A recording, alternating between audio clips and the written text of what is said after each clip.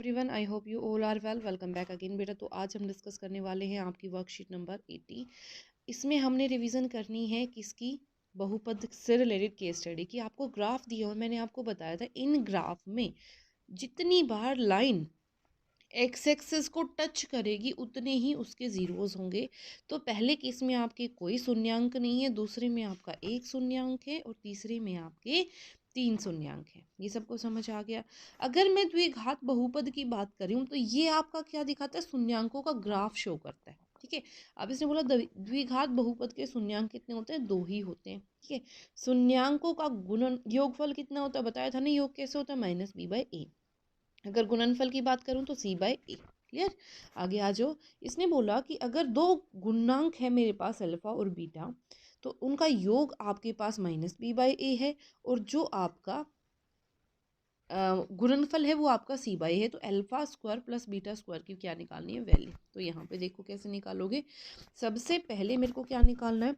अब एक बात बताओ, वर्ग एक का तो कर नहीं सकते, तो मेरे पास ये है, मैंने इस पूरे का वर्ग किया तो क्या बन गया, alpha square plus beta square और प्लस 2 अल्फा बीटा।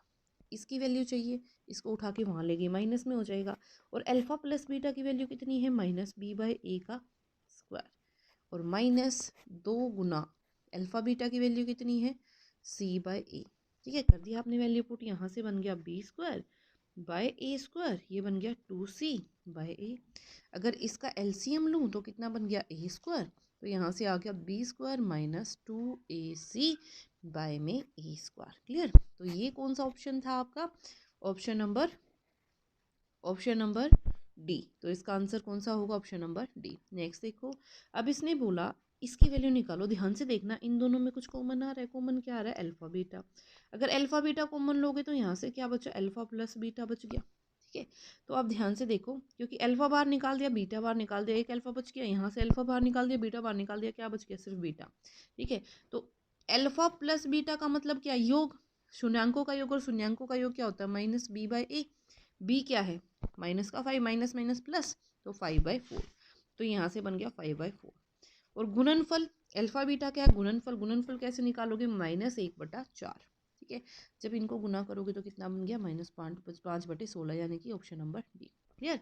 अगले पे आ जाओ।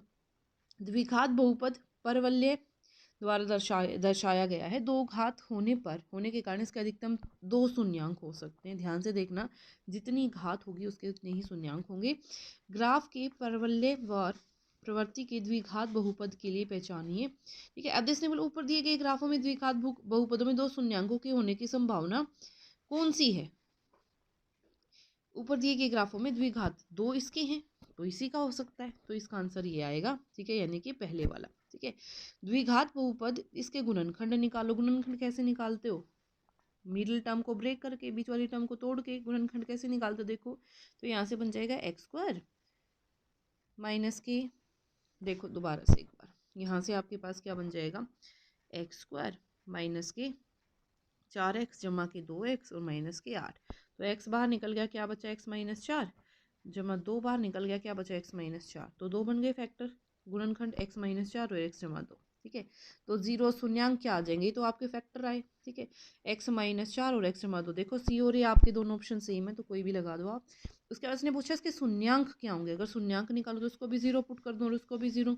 जब इसको जीरो पुट करूंगी तो यहाँ से मेरे पास आंसर कितना आ जाएगा, 4। और यहाँ से कितना आ जाएगा, -2। तो इसका ऑप्शन नंबर ए आएगा, थर्ड का। आगे देखो, उसने बोला शून्यांकों का योगफल। योगफल कैसे निकलता है, -b/a -b यानी कि -2 माइनस माइनस क्या हो जाएगा, +2/1 यानी कि 2। ठीक है, उसके बाद क्या, गुणनफल। गुणनफल कैसे निकलता है, c/a। c क्या है मेरे पास यहाँ पे, -8, तो -8 आपका क्या हो जाएगा, यानी कि इसका भी ऑप्शन ए। क्लियर। तो बेटा ये थी आपकी worksheet number 80। I hope it is clear to everyone, and if you like it then please share and subscribe. Thank you so much.